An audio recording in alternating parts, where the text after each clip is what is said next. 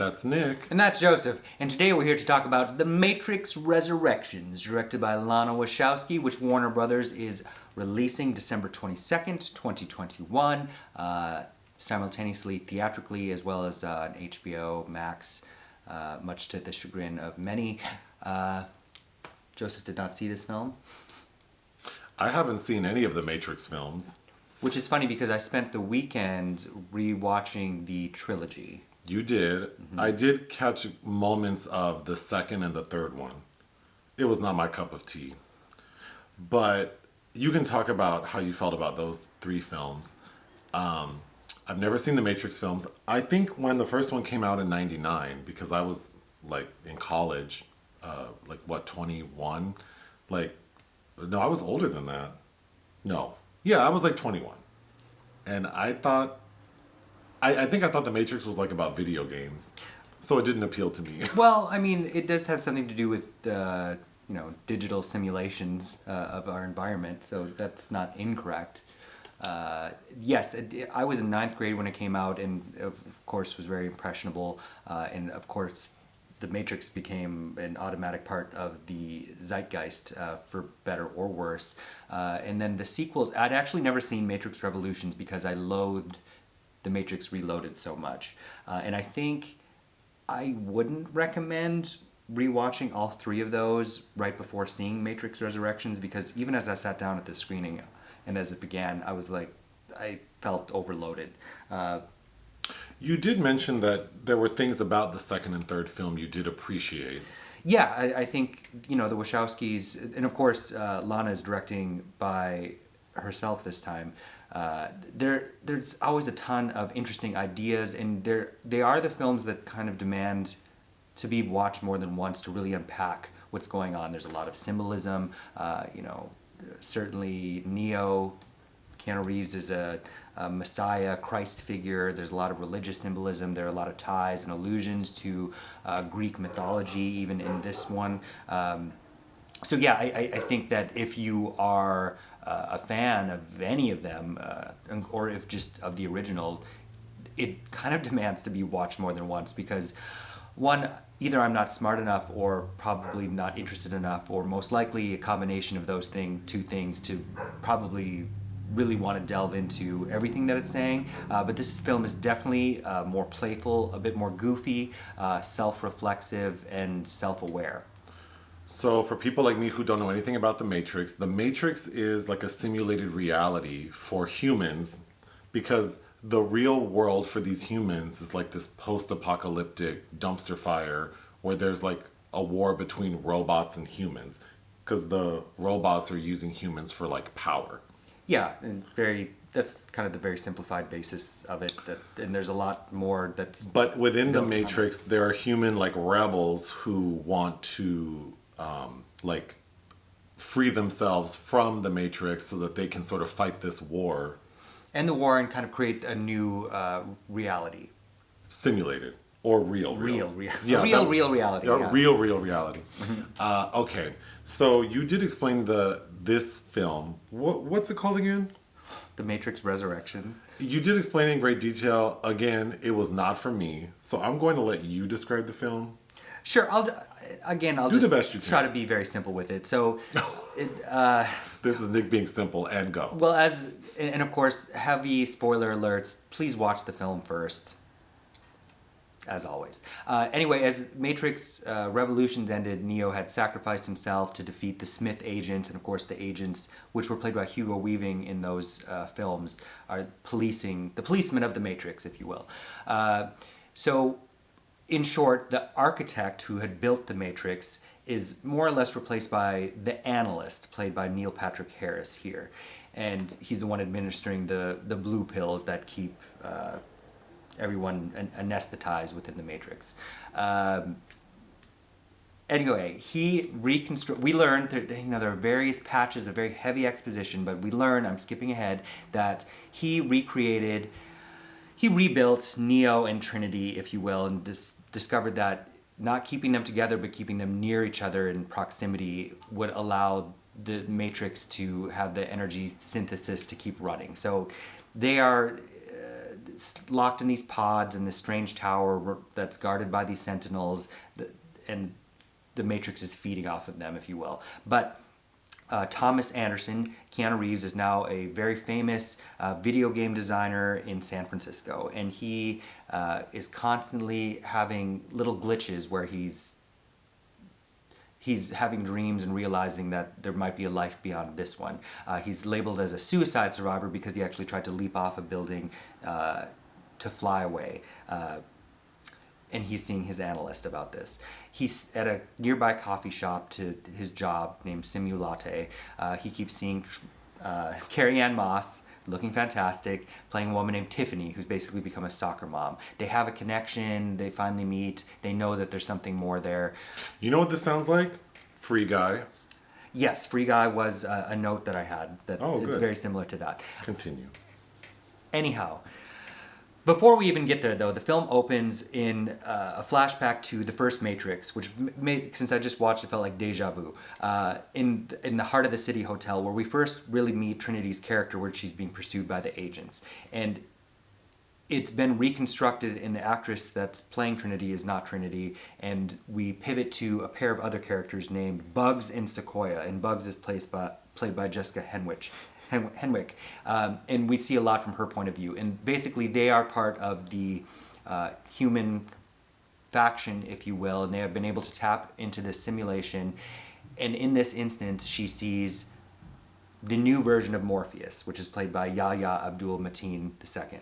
And that interaction awakens him, and there was a backdoor open to the programming of Keanu Reeves' Neo. Because she discovered Morpheus leads to Neo, and then there's this reawakening. And that's kind of in my very very inarticulate way of getting to where we're going. Anyhow, oh God, okay, go ahead. Well, again, we're getting reawakened in the Matrix, and Neo is finally Morpheus and what's her name, Bugs, make contact. He's given the choice because you also have to have the choice. Of the red pill or the blue pill. The red pill frees your mind. He takes the red pill, goes down the rabbit hole. We have Jefferson Airplane's White Rabbit, of course, playing.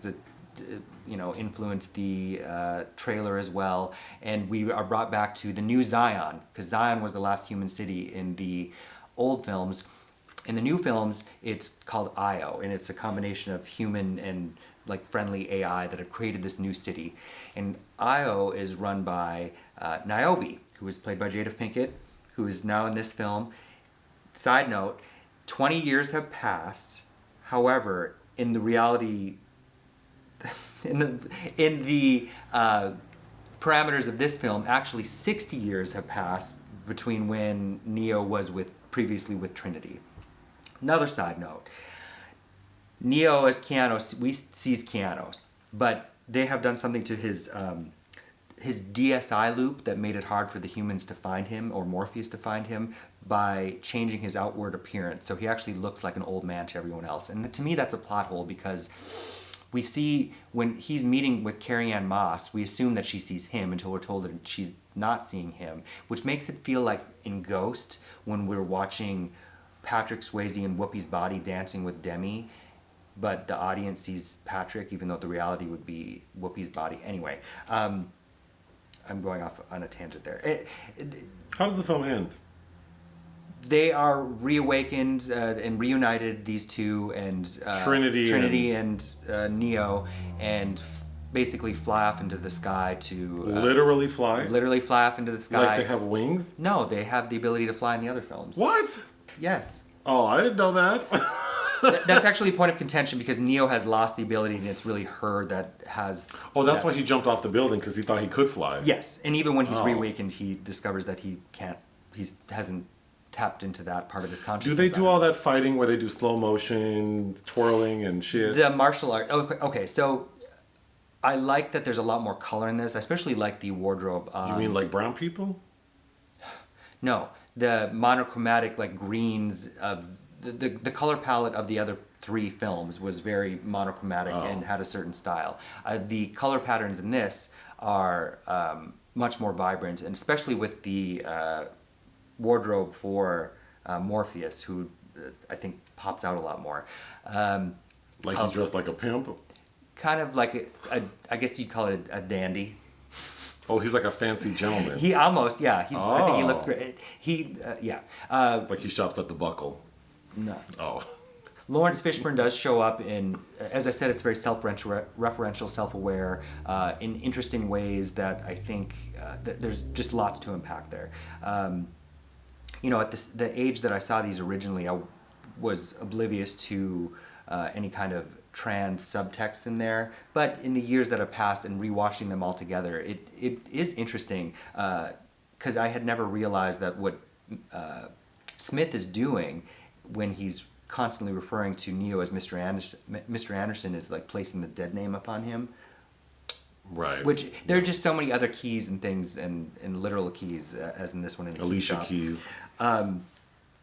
Yeah, I don't know.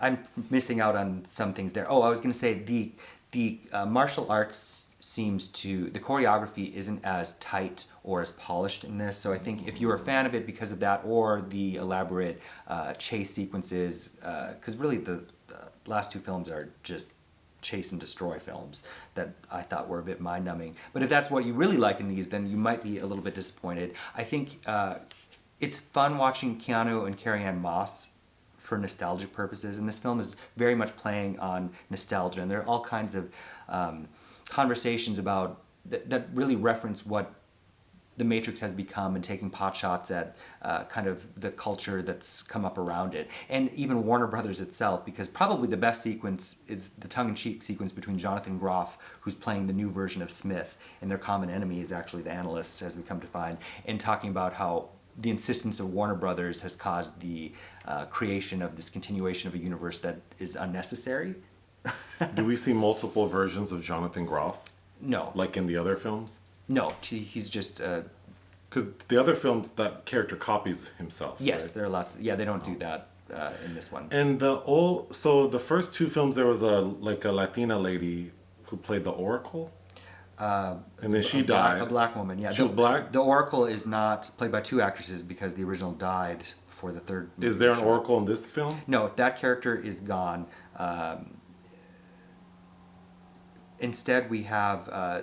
I think when I had Revolutions on, there's a sequence with an Indian family and a young Indian girl named Sati. She's played by Priyanka Chopra Jones as a grown-up, and she has some stuff to do involved in this as well. I was really distracted by the old lady makeup on Jada Pinkett as Niobe, who was giving me... I couldn't get it out of my head. She reminded me of this actress named Estelle Hemsley in The Leech Woman from 1960, which I know I referenced that film... because that's a The Mystery Science Theater. Well, even the film itself is worth a watch. With I referenced it because of the Colleen Gray connection in Nightmare Alley. It reminded me of that. It's not bad makeup. It's just her trying to be this old rickety lady that's still in charge of this city is interesting, to say the least. And as I was saying though, Neo, like Keanu Reeves, I like him. And not just to look at, I think he's a fine enough actor, but he's trying to be amusing, but in a way it almost reminds me of like Monty Clift after the car accident in a very stilted way.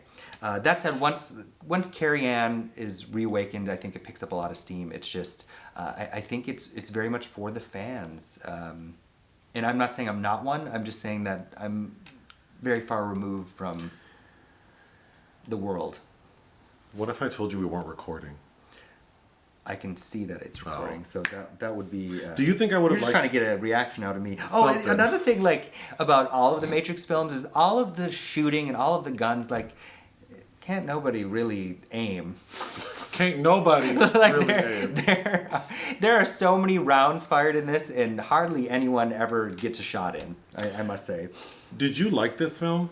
It was okay. It introduces so many things too. There's also these robots called Synthians, and there's two of them that are sentient Synthians. There's Octocles and Sabebe, who are Sabebe? Oh, that have I might watch it just for Sabebe. that have personalities and help save Neo from.